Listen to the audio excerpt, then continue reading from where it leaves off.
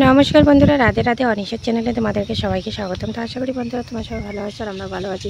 তো চলো তোমাদের ভালোবাসা আর আশীর্বাদ নিয়ে দিনটা শুরু করে। আশা করি ব্লগটা তোমাদের অনেকটা ভালো লাগবে। স্কিপ না করে পুরো ব্লগটা দেখবে। আর যে যেখান থেকে দেখতেছো আমার পরিবারে জয়েন হয়ে যেও আর আমাকে একটু সাপোর্ট আর একটু ভালোবাসা দিও। দেখতেই পাচ্ছ প্রতিদিন প্রতিটা মুহূর্তে শুধু বৃষ্টি বৃষ্টি। তো এগুলো আমাদের মানে রোয়া গাড়ানোর কথা ছিল, কিন্তু গাড়াইতে পারতেছে না। দেখতেই পাচ্ছ কত পরিমাণে বৃষ্টি হয়েছে আর প্রতিটা মুহূর্তে বৃষ্টি। তো আজকে হলো বৃহস্পতিবার। দেখো আমি এখনও উঠান বাড়ি কিচ্ছু ঝাড় দিতে পারিনি। মেয়েটারও শরীরে তো একটা ভালো না, সর্দি কাশি তো লেগেই রয়েছে। আর আকাশ বাতাস যদি এরকম হয়ে থাকে তো বাচ্চাদের তো শরীর খারাপ করবে স্বাভাবিক। আমি ভিজলে আমার বাচ্চার ক্ষতি হবে, বা বাচ্চা যদি সুস্থ থাকে আমিও যদি ভিজি তবুও বাচ্চা কিন্তু অসুস্থ হয়ে যাবে। তো এত বৃষ্টি আর কি বলবো। এখানে দেখো মানি প্ল্যান্টের গাছটা উল্টে আছে, তো এটাকে একটু ঠিক করে দিই।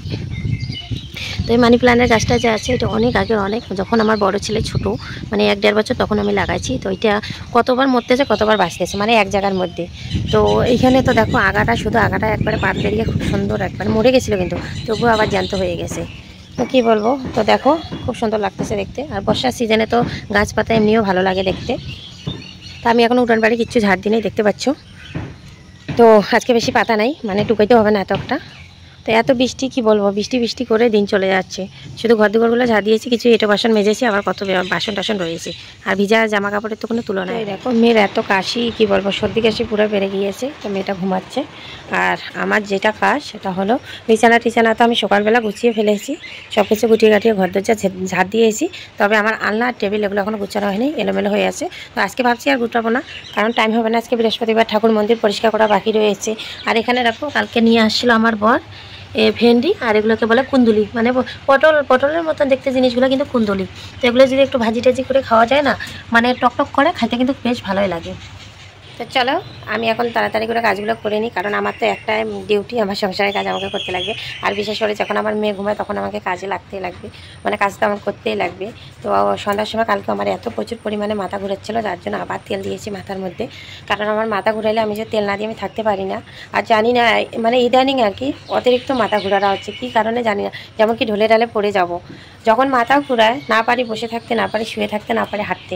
মানে এত যন্ত্রণা হয়ে গেছে, কোন পরিস্থিতির মধ্যে যে আসি আমি জানি না আমার শরীরে যে কি হয়েছে, মানে বুঝতে পারি না। শরীরে আমার খুব দুর্বল, আর চলতে টলতে পারি না, খুবই মানে অসুবিধা হয়ে যায়। আমার চেহারা দেখে কেউ বলবে না যে আমি অসুস্থ, বা কথা শুনেও কেউ বলবে না অসুস্থ, কিন্তু আমার মানে কি বলবো, শরীরের ভিতরে যে এমন কি আছে আমি জানি না, যে কারণে আমি চলতেও পারি না। কখনো কখনো দৌড়ে দৌড়ে কাজ করতে গেলে হাঁপিয়ে যায়, মানে একটার পর একটা প্রবলেম লেগেই রয়েছে। তো সবথেকে বেশি প্রবলেম সেটা হচ্ছে একটা শরীর দুর্বল, শরীরে মানে পুরো ক্লান্ত হয়ে যায়। আর একটা মানে মাথা ঘুরায়, মাথা যখন ঘুরায় না, জানেন তো, যখন মাথা ঘুরায় তখন মনে হয় কি পুরো পৃথিবীটা উলটপালট হয়ে যাচ্ছে। তা আমারও পরিস্থিতি এরকম হয়ে গেছে, মানে কি বলবো। তো যাকে এখন সংসারের কাজটা আমাকে করতেই লাগবে। তো মেয়েটা এখন ঘুমাইলো, তো চলো আমি তাড়াতাড়ি করে কাজগুলো করে নিই। তো বন্ধুরা অনেকক্ষণে ঠাকুর মন্দিরে ঢুকছি, তো এখন সিংহাসনে সাজাচ্ছি। ঠাকুর মন্দিরের হাল যা হয়েছিল কি বলবো। তো আজকে যে কি হয়েছে কে জানো। তো তোমাদের সাথে পরে ওই কথাটা শেয়ার করতেছি। তার আগে আজকে হলো বৃহস্পতিবার, এখন 3টা বেজে গেছে, আমি 3টার সময় পূজা দিচ্ছি। আজকে কেন যে এরকম ঘটনা ঘটলো আমার সাথে আমি নিজেও বুঝতে পারতেছি না। তো আজকে ফুলও নাই, তো অনেক খুঁজে টুজে একটুখানি ফুল ম্যানেজ করলাম। তখন এই যে সিংহাসন সাজাচ্ছি। তো দেখতেই পাচ্ছ ফুল নেই, অনেক কম ফুল। তো এখন দেবো এখানে রাম সীতা, আর এখানে গীতাতে দিয়ে দিছি। এখন দিব জগন্নাথকে। তো দেখতেই পাচ্ছ সব ঠাকুরগুলোকে একটু একটু করে দিব, কারণ আজকে ফুল অনেক কম।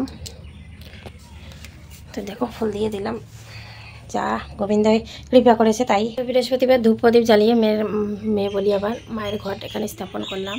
তো দেখতে পাচ্ছি আমার লক্ষ্মী মা, আমার প্রভু। এখন লক্ষ্মী মাকে ফুল দেব। তো ফুল তেমন নাই, এই ফুলটাই দিব, দেখতে পাচ্ছ। তো বন্ধুরা এখন আমার পুজো দেওয়া শেষ হয়ে গেল। তো আজকে বাড়িতে জানি না কেন এরকম দুর্ঘটনা ঘটলো, মানে আমার এরকম করে কখনো এরকম ঘটনা ঘটে না। আজকে ঠাকুর মন্দিরে, আমাদের বড় ঘরে আর রান্নাঘরে তিনটা জায়গায় একবারে একই সাথে কুত্তা ঘরে ঢুকে একবারে সব কিছু লন্ডভন্ড করে দিচ্ছে। লন্ডভন্ড বলতে কি রান্না করে তো রান্না করি নাই, রান্নার কিছু জিনিস ধরতে পারি নাই, সব কিছু উপরে কিন্তু ঘর দুয়ার সব নোংরা করে রাখছে। আর রইলো তোমার বড় ঘরের বারান্দা টান্দা একবারে নোংরা করে রাখছে। আর ঠাকুর ঘরে এসে ঠাকুর ঘরে থাল বাসনের মধ্যে চিনি ছিল, মুখ লাগা দিছে। জানি না কেন এরকম ঘটনাটা ঘটলো। তখনই আমাদের বাড়িতে এরকম ঘটনা ঘটে যখন আমাদের বাড়িতে কিছু অসুস্থ পায় বা দোষ পায়। আমাদের যে বড় ঘর আছে ওইটা আমাদের খুব জাগ্রত ঘর, মানে এই ঘরটা আর কি আমার শাশুড়ি মারা বলে ওইটা মা কালীর ঘর। আর ওই ঘরটাকে খুব ঘনিয়ে পরিয়ে মানে সুন্দর করে দেওয়া হয়েছিল, যার জন্য ওই ঘরটাকে মেনে গুছিয়ে চলতে লাগে। তো এখন কেউ মানতে চায় না, সবাই ডাইরেক্টলি ঢুকে যায়, অসুস্থ বা ভালো থাকলেও ঢুকে যায়, অসুস্থ থাকলেও ঢুকে যায়। কাউকে তো আমরা মানা করতে পারি না, যেহেতু আমরা বস্তিতে বাস করি। তো কি হয়েছে জানি না। তো এখন ঠাকুরকে শুদ্ধ টুদ্ধ করে ঘরে বাড়ি গোটা বাড়িতে সোনার উপর জল ছিটাইলাম, তারপরে গঙ্গার জল ছিটাইলাম, সব কিছু মানে শুদ্ধ টুদ্ধ করে আমি নিজে আবার স্নান করে আবার তারপরে পূজার ঘরে আসি। তো এখন মানে প্রায় 4টা বেজে গেছে, এখন সকাল থেকে আমি কিচ্ছু খাইনি। তো চলো এখন রান্নাবান্না করে। আমার মেয়েটাও অসুস্থ, এরও মানে একটার পর একটা লেগেই রয়েছে। তো এই দেখো ভগবানকে এখানে দিছি, এখানে মালতীকে দিলাম আর এখানে প্রভুকে দিলাম। তো সব কিছু পরিষ্কার টরিষ্কার করে তারপরে পূজা দিয়েছি। তো দেখতেই পাচ্ছ। তো বন্ধুরা এখানে দেখো কুন্দুলি আর আলু ভাজি করে নিলাম, এখন ভাত খেয়ে নেব। আর এখানে কালকে আমার কাকি শাশুড়ি কয়টা পাটের শাক দিয়ে গেছে, এখন পাটের শাক ভাজি করতেছি।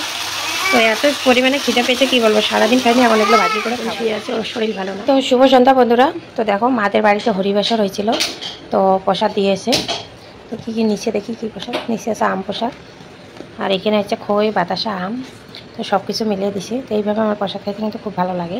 তো আমাদের রাজবংশীদের মধ্যে কিন্তু এইভাবে খই চিরা তারপরে দই দিয়ে দেয়। তো দই দেয় নেই, কারণ ওরা মাসে মাসে একটা করে হরিবাসর দেয়, তার জন্য ওই মানে যেরকম করে হয় আর কি মানে হচ্ছে আর কি নিয়মরক্ষা। তো এরকম করে বানিয়েছে, খুবই সিম্পলভাবে বানিয়েছে। তো আমাদের যদি মানুষ টানুষ থাকে তো দই খই তারপরে যে চিরা এরকম করে দেয়, তো ওই প্রসাদটা খাইতে না আরও খুব টেস্ট লাগে। কিন্তু আমার শ্বশুরবাড়ির নিয়মে কিন্তু আবার ওইরকম না। তো চলো কন্টিনিউ ব্লগটা দেখতে থাকো। তো বন্ধুরা এই যে আমার ছেলে দেখো এখানে ডিমের ভুজিয়া কী বলে এটা বানাচ্ছে, তখন খাবে। ওই দেখো ওকে ক্যামেরার সামনে আনতে যাচ্ছি, ও আসবে না। তো এই যে দুপুরের একটু ভাজি রয়েছে আর এই যে ওগুলো দিয়ে এখন খাবে। তো এই দেখো এই মেয়ে হইলে অনেকটাই ভালো হইতো, তাহলে আমাকে রান্না করে খাওয়াইতে পারতো। বড় ছেলেটা মেয়ে হইলে ভালো হয়। তো বন্ধুরা বর নিয়ে আসলে এখন বাজার থেকে মাছ, তাই দেখো মাছ নিয়ে আসে। তো এখানে মাছ ভাজিও বসাই দিয়েছি। তো শুটকি রান্না করার কথা ছিল, ওখান থেকে মাছ নিয়ে আসে, তো এখানে মাছ ভাজি বসাই দিয়েছি। এখানে মাথা রয়েছে, একটু তেল রয়েছে। আর এখানে নিয়েছি যে বেগুন দিয়ে মাছ দিয়ে ঝোল করবো। তো একটা নিয়েছি পেঁয়াজ আর শুকনো লঙ্কা, আমি তো শুকনো বেটেই সবজিতে দিই। তো এই যে শুকনো লঙ্কাগুলো বাটবো। আর এখানে হলো বেগুন। তো দেখো বন্ধুরা এখানে আমি মাছের ঝোল চড়াই দিলাম বেগুন দিয়ে মাছ দিয়ে। তো খুব সুন্দর দেখতে লাগতেছে, জানি না কতটা স্বাদ হবে, আশা করি স্বাদও হবে, খুবই সুস্বাদু হবে। তো একটা তো লাইক করতেই পারো।